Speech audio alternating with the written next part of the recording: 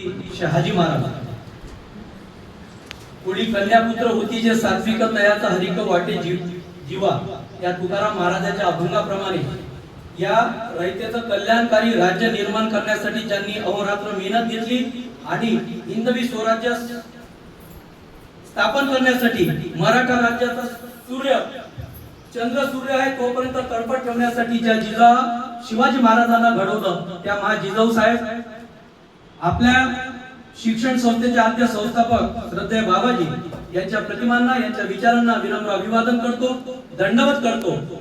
या शिवजयंती उत्सवाच्या कार्यक्रमानिमित्त व्यासपीठावर उपस्थित आपल्या महाविद्यालयाचे लाडके प्राचार्य डॉक्टर सिंगरू सर, राज्यशास्त्र विभाग प्रमुख माझे स्नेही प्राध्यापक डॉक्टर जयस्वाल सर, महाविद्यालयाचे सर्व प्राध्यापक बंधू भगिनी, शिक्षकेतर कर्मचारी बंधू भगिनी आणि विद्यार्थी मित्रांनो, प्रास्ताविकामध्ये जसं डॉक्टर बागडेंनी सांगितलं आणि संचालनकर्ते गेडाम सरांनी सांगितलं की आपण अशा अनेक महापुरुषांच्या जयंत्या पुण्यतिथ्या यासाठी साजरा करत असतो की त्यांच्या इतिहासातून त्यांच्या चरित्रातून आपल्याला कुठल्या प्रकारचं लेसन मिळालं पाहिजे, धडा मिळाला पाहिजे वगैरे वगैरे। थोर महात्मे होऊन गेले चरित्र त्यांचे पहा जरा, आपणही त्यांच्या सम व्हावे हाची सापडे बोध करा। अशा प्रकारच्या लोकांच्या जीवनातून एक जरी गुण घेण्यासारखा घेता आला तर मला असं वाटतं की आपल्या आईवडिलांची पूज धन्य झाल्यासारखं वाटेल आपल्याला। मंडळी, आपल्याला माहित आहे जिजाबाई या 4 अक्षरामध्ये एक मोठी जादू होती। जी म्हणजे जिवंतपणा, जा म्हणजे जातिवंतपणा, बा म्हणजे बाणेदारपणा आणि ई म्हणजे ईश्वर। या 4 गुणांचा संगम म्हणजे जिजाबाई। आणि ज्या जिजाबाईंनी आता सांगितलं की छत्रपती शिवाजी महाराजांच्या इतिहास जन्मतिथीविषयी खरोखर फरक आहे। एक म्हणतात की 19 फेब्रुवारी, एक म्हणतात की 8 एप्रिल, वर्ष 1627, दुसरं वर्ष 1630। एवढ्या मोठ्या स्वराज्याच्या निर्मात्याच्या संदर्भात इतिहासकारांमध्ये एक मत असू नये हेही आपल्या या राष्ट्राचं, या हिंदुस्थानचं, अखंड हिंदुस्थानचं दुर्दैव आहे असं म्हणायला हरकत नाही। मला आबा पाटील या महाराष्ट्राचे लाडके उपमुख्यमंत्री आर पाटील यांचं वाक्य आठवते की या महाराष्ट्राच्या भूमीला अत्यंत कर्तबगार माणसं घडवण्याचं वरदान आहे, परंतु त्या कर्तबगार माणसांचं पाणीपत करणं, त्या माणसांचा पराभव करणं हा या महाराष्ट्राच्या भूमीला लागलेला शाप आहे। असं म्हणतात की जगाच्या पाठीवर, विश्वाच्या पटलावर जेवढे की महामानव होऊन गेले त्या महामानवांचा पराभव त्यांच्या अनुयायांनी केलेला आहे। मग ते सावरकर असो, बाबासाहेब असो, महात्मा फुले असो, गाडगे बाबा असो, तुकडोजी महाराज असो, कोणीही असू द्या, त्यांच्या विचारांना तिलांजली देण्याचं काम तुमच्या माझ्यासारख्या अंधभक्तांनी केलेलं आहे। आज छत्रपती शिवाजी महाराज असो, बाबासाहेब असो, महात्मा फुले असो, सावरकर असो, यांच्या विचारांना फक्त प्रतिमेपुरतं मर्यादित ठेवण्याचं काम केलेलं आहे आणि वेगवेगळ्या पक्षाचे झेंडे घेऊन राजकारण करण्याचं काम या हिंदुस्थानच्या भूमीमध्ये सुरू आहे। ही एक विदारक चित्र आहे, तेही पालटलं पाहिजे।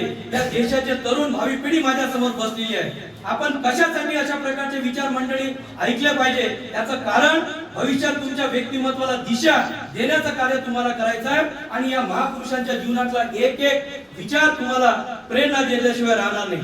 महाराजांचा जन्म शिवाई देवीच्या कृपेने तुम्हाला माहित आहे शिवनेरी किल्ल्यावर झाला। बालपण अत्यंत खडतर होतं आणि ज्याप्रमाणे तुमची माझी माय, तुमची माझी आई डोळे पाहत असते, स्वप्न पाहत असते, जिजाबाईंनी तशा प्रकारचे डोळे पाहिले नाही।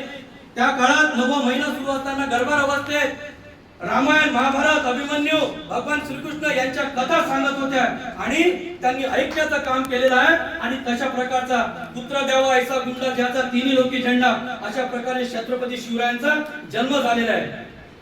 तुम्हाला माहित आहे की गुरु दादोजी कोंडदेव आणि नंतर समर्थ रामदास स्वामी यांनी त्यांच्या जीवनावर संस्कार केलेले आहेत आणि हे राज्य व्हावे स्त्रीची इच्छा, जसं वसंत कानेटकर यांनी रायगडाला जेव्हा जाग येते या नाटकामध्ये म्हटलेलं आहे, हे राज्य व्हावे स्त्रीची इच्छा होती, हे परमेश्वरी कार्य होतं, हे राम कार्य होतं, ईश्वरी कार्य होतं आणि ते छत्रपती शिवाजी महाराजांनी आपल्या आईच्या आशीर्वादाने, आपल्या गुरुच्या आशीर्वादाने आणि आपल्या छत्रपती शहाजी महाराजांच्या आशीर्वादाने आयुष्यभर पूर्ण करण्याचा प्रयत्न केलेला आहे। रायरेश्वराच्या मंदिरात अत्यंत छोट्या वयात स्वराज्याची शपथ घेणे, ज्या वयात आपल्याला साधा याचाही विचार जमत नाही, त्या काळात हिंदवी स्वराज्याची स्थापना करण्याचं रायरेश्वराच्या मंदिरात ज्याप्रमाणे भगवान गोपाल कृष्णाने यमुनेच्या तीरावर 18 पगड लोकांना सोबत घेऊन मानवतेचा आणि संस्कृतीचा काला केला होता, गोपाल काला केला होता, अगदी त्याचप्रमाणे अगदी लहान वयात छत्रपती शिवाजी महाराजांनी तुमच्या आमच्यासारखे 18 पगड जातीचे लोक घेऊन स्वराज्याची स्थापना केली, हेही नसे थोडके. त्या काळात अत्यंत खतर प्रकार तो काळ होता आणि अशा प्रकारचं धाडस छत्रपती शिवाजी महाराजांनी केलेलं आहे. आपल्याला माहित आहे की पहिला पोवाडा महात्मा फुलेंनी शिवरायांवर लिहिला, पहिली आरती स्वातंत्र्यवीर सावरकरांनी लिहिली, हे हिंदू नृसिंह प्रभो शिवाजी राजा ही आरती सावरकरांनी लिहिली. छत्रपती शिवाजी महाराजांवर अनेक लोकांनी, ते इंग्रज इतिहासकार असो, मुसलमान इतिहासकार असो, बकरकार असो, सरदेसाई असो, अनेक लोकांनी ग्रँड ऑफ आफ्रिकांपासून पुष्प वर्षाव केलेला आहे, हे आपल्या सर्वांना माहित आहे. त्या काळात परकीय आक्रमणे कमी नाही झाली. तीन शाही होत्या, आदिलशाही, कुतुबशाही, निजामशाही. या एकाच वेळेला तिन्ही शाहीसोबत सामना करण्याचं काम आपल्याला छत्रपती शिवरायांना करावं लागलं. परकीय आक्रमण अनेक झाली आणि मी मगा म्हणालो की आम्ही अपनों से डर नाही. आम्हाला ज्याप्रमाणे बाबासाहेब ब्रामटेकच्या भंडारा लोकसभा मतदारसंघातून इलेक्शन लढले होते आणि पुलगावच्या भाषणात म्हणाले होते की हमें समाज के अनपढ़ गवार लोगों से गिला शिकवा नहीं है, हमें गिला शिकवा है तो समाज के पढ़े हुए लोगों से है. अगदी त्याचप्रमाणे छत्रपतींना सोत्यांचा सामना करावा लागला. शक्ती क्षय झाला. जे लक्ष शत्रूचा निपात करण्यासाठी लक्ष द्यायला पाहिजे होतं, महाराजांचं अर्ध आयुष्य, एवढ्या आयुष्यातलं 1680 ला त्यांचा मृत्यू झाला. जसा गेडम सरांनी सांगितलं, अल्प आयुष्य भेटलं. जो आवडे सर्वांना तुझी आवडे देवाला. सवाई माधवराव पेशवे असतील, शिवाजी महाराज असतील, संभाजी महाराज असतील, अनेक थोर लोक होते. सर्वचे सर्व लोक हे अल्प वयात गेले आणि जे दुर्जन होते, जे दुष्ट होते, औरंगजेबाला जास्तीत जास्त आयुष्यमान मिळालेलं आहे, बाकी लोकांना मिळालेलं आहे का कुणास ठाऊक असं होते काय त्या नियत्याचं म्हणजे त्याची नीती असते किंवा रचना असते असो. आदिलशाही आणि कुतुबशाही, निजामशाही या तिन्ही शाहींसोबत एकत्र त्यांना लढावं लागला. जसं की डॉक्टर बागडेंनी सांगितलं, गनिमी काव्याचे संकल्पक जर कोणी असतील तर ते छत्रपती शिवराय आहेत. कधी पुढे जायचं, कधी माघार घ्यायचं. 1666 ची आग्र्याची सुटका तुम्हाला माहित आहे. अत्यंत शितापणे छत्रपतींनी आपली सुटका करून घेतलं. तो इतिहास तुम्हाला माहित आहे. 65 किलोची तलवार वागवतो त्याचे नाव सयाजी आहे. 65 किलोची तलवार वागवतो त्याचे नाव सयाजी आहे. 2000 शत्रूंबरोबर किंड लढवतो त्याचं नाव बाजी आहे. हात तुटला तरी लढतो त्याचं नाव तानाजी आहे. 8 तासात दिल्लीहून पुण्याला घोडा दडवतो त्याचं नाव संताजी आहे. शत्रूच्या छावणीत चोरून कळत आणण्याचा प्रयत्न करतो त्यांचं नाव धनाजी आहे. वाघाचे वाघ नखम मोजतो आणि वाघाला फाडण्याचा प्रयत्न करतो त्यांचं नाव संभाजी आहे. आणि या सर्वांना एकत्र करून स्वराज्याची संकल्पना करतो त्यांचं नाव छत्रपती. शनिवार 6 जून 1674 मध्ये छत्रपतींचा राज्याभिषेक झाला. 6 जून 1674 दिवस शनिवार. मंदिराचा कळस आणि अंगणातील तुळस ही ज्या राजामुळे खऱ्या अर्थाने शाबूत आणि पवित्र राहिली ते छत्रपती शिवराय होय. त्या महिलांचा सन्मान केला. अशा प्रकारचा भारताच्या नव्हे हिंदुस्थानच्या इतिहासात कोणत्याही प्रकारच्या राजाने एवढा सन्मान केला नसेल. तो प्रसंग तुम्हाला आठवतो. कल्याणची सुभेदाराची सून अत्यंत लावण्यवती, देखणी होती. तिला आणण्यात आलं, त्यांच्या सैनिकांनी आणलं. छत्रपतींना पाहून अत्यंत म्हणजे तिळपापड झाला आणि त्यांच्यातून वाक्य निघाले, अशीच आमची माता असती सुंदर रूपवती, आम्ही त्यांच्यासारखे घडलो असतो असे वदले छत्रपती. अशा प्रकारचं वर्णन तुकडोजींनी केलेलं आहे. आपली परस्त्री माते समान आहे. तिचा साडी तोडून सन्मान केला आणि सुभेदाराची सून त्यांच्याकडे पाठवली आणि ज्या लोकांनी त्यांना आणण्याचं काम केलं होतं त्यांना समजून सांगण्याचं काम सुद्धा छत्रपती शिवरायांनी केलेलं आहे. छत्रपती शिवरायांचं संपूर्ण चरित्र कथन करणं हे एका तासाचं, एका आठवड्याचं, एका वर्षाचं अजिबात काम नाही. छत्रपती शिवरायांना न्याय देण्याचं काम करतो म्हटलं, संपूर्ण आयुष्याची राखरांगोळी केली, संपूर्ण आयुष्य घालवलं तरी छत्रपतींवर कथन करणं हे अशक्य आहे. जाणता राजा बाबासाहेब पुरंदरेंचं तुम्ही आपण सर्वांनी पाहिलेलं आहे. अनेक छत्रपतींवर जेवढं साहित्य महात्मा गांधींवर, बाबासाहेबांवर लिहिलं गेलं तेवढं किंवा त्यांच्या मागे पुढे छत्रपती शिवरायांवर अनेक पीएचडी झाल्या, अनेक पुस्तके लिहिल्या गेलेल्या आहेत. हे आपण समजून घेतलं पाहिजे. शिवरायांचा आरमार असो, त्यांचं कृषी धोरण असो, राज्य शासन असो, प्रशासन असो, अष्टप्रधान मंडळ असो, किल्ले धोरण असो, तलाव असू दे, जल समृद्धी असू दे किंवा जलसाठा असू दे, या सर्वांमध्ये छत्रपती शिवरायांनी अत्यंत चांगलं काम केलेलं आहे. खऱ्या अर्थानं म्हणजे जेव्हा लढाईला निघायचे तेव्हा छत्रपतींचा सैनिकांना आदेश होता की तुम्ही लढाईला निघत असताना जर परकीयाचं मंदिर असो किंवा मस्जिद असो त्याचा कोपरा जरी पडला तर याद राखा पुढे जाताना त्या मंदिराच्या कोपऱ्याची किंवा मस्जिदीची डागडुजी करायची, नंतरच पुढे जायचं, अशा प्रकारचा परहितैषी धोरण राबवणारा हिंदुस्थानच्या इतिहासाचा पहिला राजा, त्यांचं नाव छत्रपती शिवाजी महाराज. शिवाजी महाराजांची जयंती का साजरी करायची?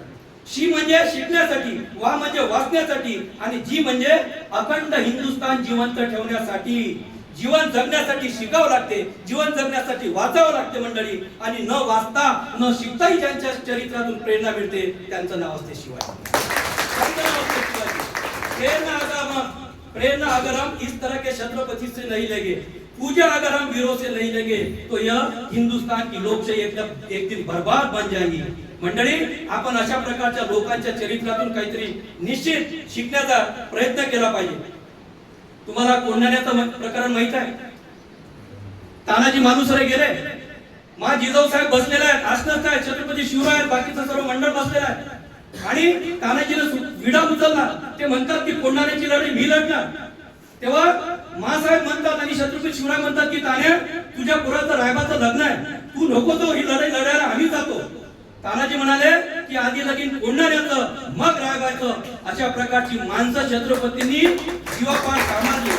प्राण गेले तरी चालेल, प्राण जाय पर वचन जाय, अशा प्रकारचे माणसं छत्रपती शिवरायांनी आपल्या मंडळामध्ये किंवा मावळ्यांमध्ये जमवले. ही अत्यंत अभिमानाची गोष्ट आहे. बाजीप्रभू देशपांडेंनी 2000 सैनिक असतं, 2000 पेक्षा असं सांगितलं की जोपर्यंत महाराज तुम्ही विशाळगडावर पोहोचत नाही, जोपर्यंत तोफेचा आवाज येत नाही, तोपर्यंत मी स्वस्थ बसणार नाही. एकदा बाजीप्रभू देशपांडे पर्वताप्रमाणे पहाड बनतो आणि छातीचे पहाड करतो, छातीचा पहाड करून या सर्व गरिबांना मी रोखण्याचा प्रयत्न करतो. ते बाजीप्रभू देशपांडे सारखे सरसेनापती आणि सैनिक मिळालेले आहेत.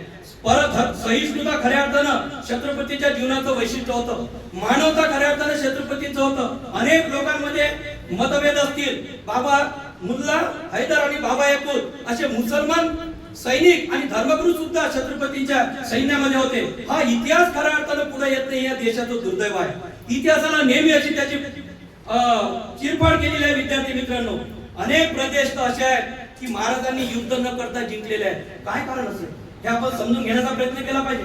तत्कालीन देशमुख असतील, पाटील असतील, त्यांच्यासोबत संवाद करून छत्रपतींनी कुठल्याही प्रकारचं युद्ध न करता प्रदेश अनेक जिंकलेले आहेत.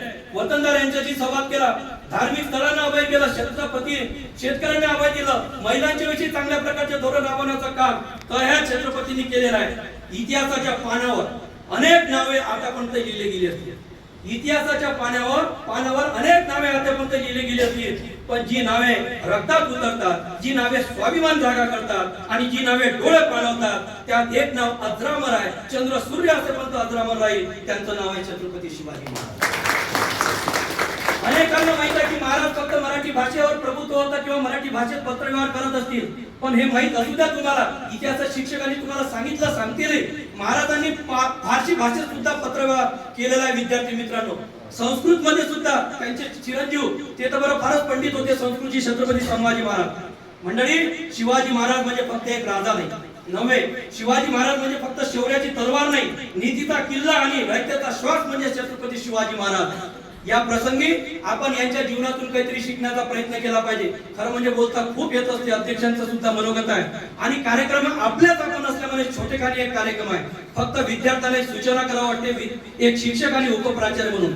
जेव्हा आपल्या संस्थेच्या कार्यकारी म्हणजे पदाधिकारी जेव्हा प्राचार्यांचं आगमन होत असते, तेव्हा आपला मच्छी बाजार जो दिसताना बघा, हे अत्यंत चांगलं नाही. विद्यार्थी मित्रांनो, आम्ही आसनात झालो आणि तुम्ही कल्ला करत होते, हे चित्राने शालीनता असली पाहिजे, शिस्त असली पाहिजे.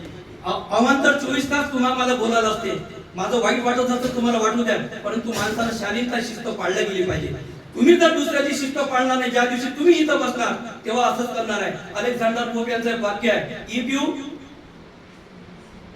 ज्या दिवशी, वाक्य विसरलो मी, अलेक्झांडर एक पोपचं वाक्य आहे, त्याचं मराठी ट्रान्सलेशन आहे, जर तुम्ही तुमच्या नेतृत्वाचा, माता पित्यांचा, गुरुजनांचा आधार करत नसाल तर, if you think others fool, no doubt your wiser sons will think so. जर तुम्ही आई वडिलांचा, गुरुजनांचा मान केला नाही, आदर्श राखला नाही, यात काही शंका नाही, जेव्हा तुम्ही आई वडील होणार, जेव्हा तुम्ही या पदावर बसणार, तुम्हाला अशा प्रकारचं भोगावं लागेल. विद्यार्थी मित्रांनो, नवरा बायको असतात, लग्न होते, काही दिवसांनी त्यांना मुलगा होते. ती पत्नी अत्यंत उच्च विद्या विभूषित असते, रूपवती असते. आपल्या एक दिवस म्हणते की आपल्याला मिल्टन मध्ये हॉटेलला जेवायला जायचं आहे. पोरगा लहानाचा मोठा झालेला होतो, पोरगा ऐकतो. पोरगा म्हणतो, नवरा म्हणतो आईचं काय होईल? तर ती बायको म्हणते की अमररावच्या घरासमोर बजरंगबलीचं मंदिर आहे, भागवत चालू आहे, आई आज तिथं जीवन घेतील. पोरगा लहानाचा मोठा होतो, पोराचं लग्न होते, पोराला मुलगा होतो. नंतर तो नवरा बायको म्हणून जेवायला जातात. नंतर मग आपल्या आईचं काय होईल? म्हणजे ती आधीची रूपगर्भिता ती म्हणते की आई बागळे सरांच्या बाजूला बुद्ध विहार आहे, तिथं जीवन घे. जे पेराल तेच उगेल असं होते. विद्यार्थी मित्रांनो, माझ्या बोलण्याचं कौतुक वाटलं असेल त्याबद्दल सॉरी. मी माझ्या वाणीला विराम देतो. धन्यवाद.